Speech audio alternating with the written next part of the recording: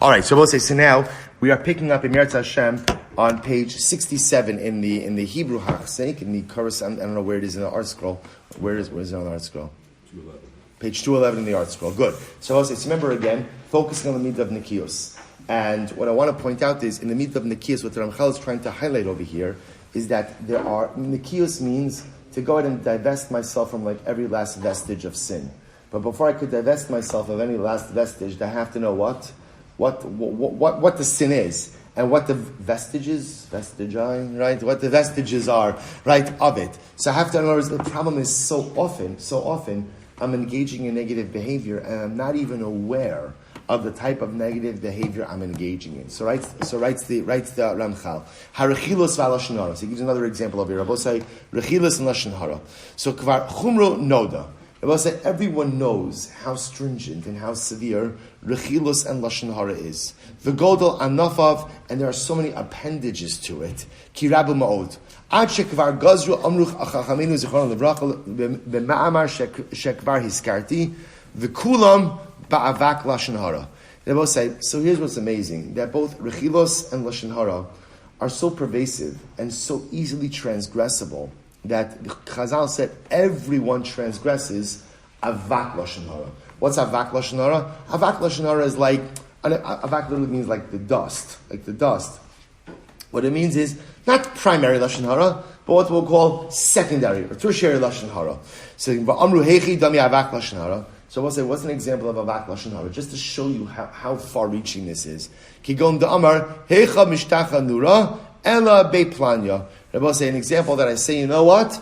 Ruvain, the lights are always on in his house. Rabbi say, now that by itself, that statement by itself, you think about it, it can mean a variety of different things. The problem is, it could be understood to mean, Ruvain's very wealthy, and therefore, again, he burns through oil like nothing, right? He could afford to always keep the lights on.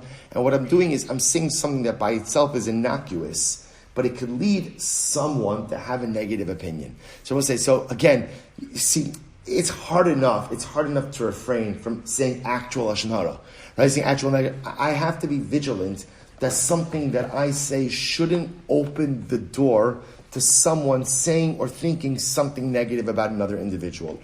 Another example is sheyisaper tovasol ifnei sonav v'chuyotzi bazeh. But another example is, I know Ruvain doesn't like Shimon, so I say something nice about Shimon in front of Ruvain. So you say to yourself, my gosh, that's a good thing. No, it's not. Why? Because when I say something nice about Shimon in front of Ruvain, and I know that Ruvain doesn't like Shimon, what's going to happen? Usually, human nature is it's going to cause Ruvain to say something negative about the person who he dislikes. Even though we'll say again, these seem so tame and so innocuous and so non-problematic. So we'll say, so two examples of, again, the lights are always on in Ruvain's house. Okay. Or to say something nice about Shimon in front of Ruvain. I, the speaker, am not saying anything. But ultimately, again, as a result of that which I am saying, it could lead someone else to say or think or say something negative. That's avak lashon hara. Klalo shel davar. So we'll say, listen to this. The Ramchal writes, there are many principles. Right, here's the klal. Here's the rule. Harbe drachim liyetzer. Al kol davar sheyuchal liyivali mimenu nezek o bizayon lachavero bein b'fanav bein shelo b'fanav hareze bechlal halashon hara hasonim etuav lefnei hamakom. So we'll say, here's the rule. The rule is anything that ultimately, again, could become either embarrassing or detrimental for another person, don't say it. Don't say it. In other words, just if in your mind there is any way that this statement could ultimately, again, become a source of hurt, embarrassment, or damage for another person, just don't say it. Just don't say it. And I will say lashon hara itself is despised and is repulsive in front of HaKadosh Baruch Hu. Shamra alav kala mesaper lashon hara ki l'kofar be'ikar. Incredible. Person who speaks lashon hara, it's as if he denies the existence of HaKadosh Baruch Hu. Krak siv melashni b'seisir ehu osatzim. So I want to be clear. It is important to understand that there are times in life where a person does have to say something that is negative about another individual, right? And as Rabbi say, sometimes we take the lashon hara, laws of lashon hara, in other words, we misuse the piety. somebody chas v'shalom does negative things, somebody engages in harmful behaviors, right? I will say there is an obligation to talk about that in the greater community. There's an obligation to go ahead and disclose, because if I don't disclose, I am putting others at risk. I will say this is sometimes some of the worst misunderstandings of lashon hara that chas v'shalom allow someone who's committing terrible things ultimately to escape judgment, to live under the radar. Shidduchim. The Bible says another thing, right? It's so important, right? You get called about a shidduch reference, you get called about a shidduch, and what happens? So human nature is every neshama is so beautiful. Every neshama is so beautiful. But Allah Maisa, if you get called about a shidduch and you have information, you have an obligation to disclose. Because if you don't disclose, literally again, you're placing a stumbling block in front of another. And again, I will tell you that often it is good to seek guidance about how to disclose and what to disclose. But this idea that sometimes we hide behind lashon hara as a way of not saying things that need to be said is terribly detrimental as well. So again, I just want to point out, there's another side to the coin over here. But again, what Ramchal is telling us is, in general, how do you live in life? Should I say something or shouldn't I say something? So can this statement potentially cause harm and hurt to another person? If there's any way, even in a far-fetched way that it could, don't say it. Don't say it. If you think it through, and you think to yourself, no, I think this is a really good statement, nothing bad could happen from this, absolutely say it. Both say it's incredible. Sinna and Nikima. Sinna means hatred. Nikima means revenge. Kashim olihi malek mimenu, right? Leif hosal shel bnei adam. I will say, when you hate someone, not harboring hatred and not taking revenge is very difficult. Very difficult. Listen to Rose, it's so incredible. I will say, a person really feels their degradation. If I've been embarrassed or I've been degraded by someone, it hurts. It really hurts. And it causes me a great amount of pain. Listen to this. Wow. He says, revenge is sweeter than honey. I will say, by the way, you know why I love the Ramchal also? He's very validating. In other words, sometimes we think these things and we think, I'm such a Rasha, I'm so terrible for thinking this. And Chal says, you're not a Rasha, you're a human being. You know what I mean? So someone hurts you, the feeling of hatred that you have towards that individual, it's normal. The desire for revenge, absolutely normal. And taking that revenge, Chas Hashem, I shouldn't do that, but when I do it, that feeling of sweetness, normal. Ki hu menuchaso levada. Because sometimes the only way I feel that I could escape these feelings of hatred is through revenge. So therefore, I will say, watch this. Therefore, when someone hurts me, it's normal to hate them. And when someone hurts me, it's normal to want to take revenge. So we'll say, watch this. When I overcome my natural urges, and I don't harbor hatred, and when I overcome my natural urges, and I don't take revenge, understand what a profound win that is.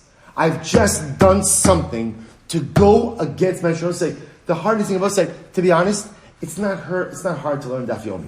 Right? Why is it not hard to learn Daf Yomi? Because it's givaldik. Right? Because it's great. Right? It's like, hey, what are you talking about? This is fantastic. It's not like, I gotta learn Daf Yomi. I run to it. It's absolutely fine. Okay, some dapim are easier to run to than others. Right? That's true. Right? But Lamaisa, it's not a challenge. It's not a challenge. You know what is a challenge? Someone hurts me, and letting go of hate, that's a challenge. Someone hurts me, and I have the ability to give it right back to them, to take nakama, take revenge, and I don't do it, that's hard. That's hard. Because to learn Torah doesn't go against my teva, it doesn't go against my nature. I love Torah. It's easy. But to go ahead and not take revenge, not harbor animosity, that goes against my nature. And I will say the greatest human accomplishment is when you're able to do something that goes against your nature. He goes on, he says, it's incredible. He says, to not hate someone who deserves my hatred, or to not take revenge, even though I'm given the opportunity. The ability